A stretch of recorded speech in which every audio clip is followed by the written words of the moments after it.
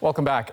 So how do you feel about your city opening back up? Maybe you've been waiting for this moment for ages, or maybe you've gotten used to the isolation, and maybe you're even feeling a little bit anxious about getting back together with people. So let's talk about that with psychiatrist Dr. Stephen Taylor and Danilo Stock, a professor who also works at the Montreal Neurological Institute and a neuroscientist by training. Professor, maybe we'll start with you.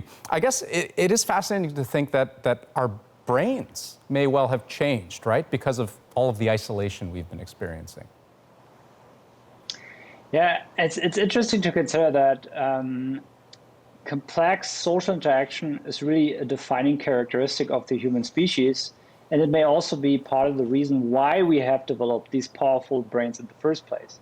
So this is why in the absence of regular social interaction, we may actually see changes in these very evolved parts of the brain. Dr. Taylor, how does that manifest? I mean, when you see patients, what have you noticed in people who are feeling genuine anxiety about the idea of reconnecting with others? Well, there's a range of different reactions. Most people can't wait to resume their normal social lives, but there is a significant minority of people who are anxious and varying degrees of anxiety. For some of those people, it will just take a little bit of time for them to warm up to returning to life as they knew it. For other people with more severe anxiety, they might benefit from seeing a mental health practitioner, such as a psychologist or psychiatrist. Because what is the point at which you start getting concerned? Because I wonder, is preferring the isolation of a pandemic okay? I mean, I know a lot of people who, from a social and loneliness standpoint, have been doing pretty well.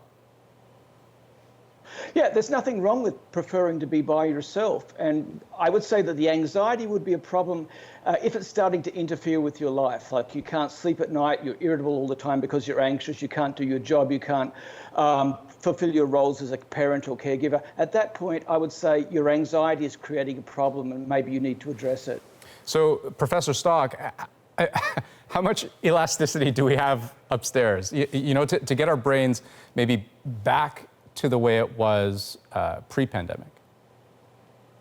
A very important question. I think there's reason to be optimistic.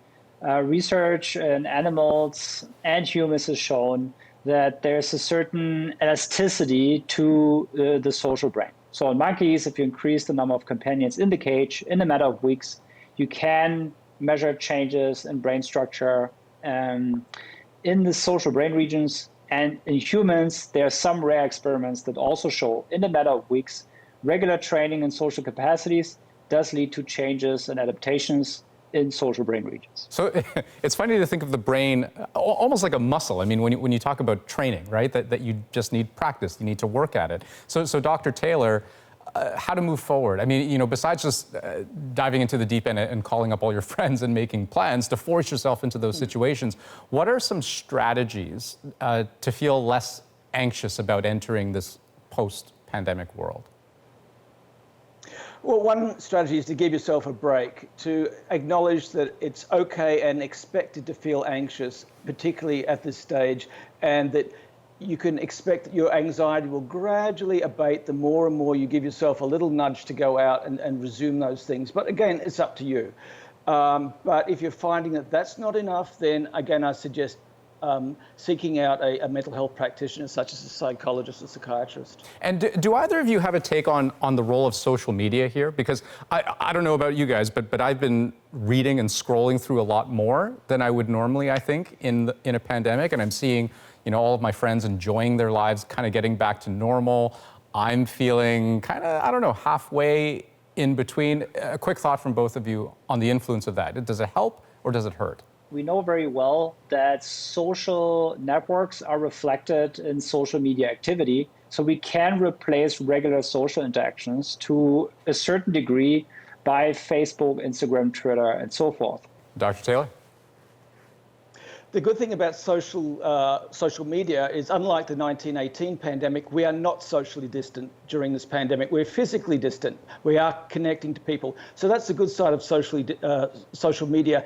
The downside of it, if people get all their news from social media, they're likely to get distorted, sensational and disturbing news. And we're finding that the really anxious people are spending way too much time on social media, for getting their news. And I would encourage those people to dial it down a little to get their news from respected sources. Okay. Dr. Taylor, Professor Stock, interesting summer ahead. Thanks for your time. Thanks very much.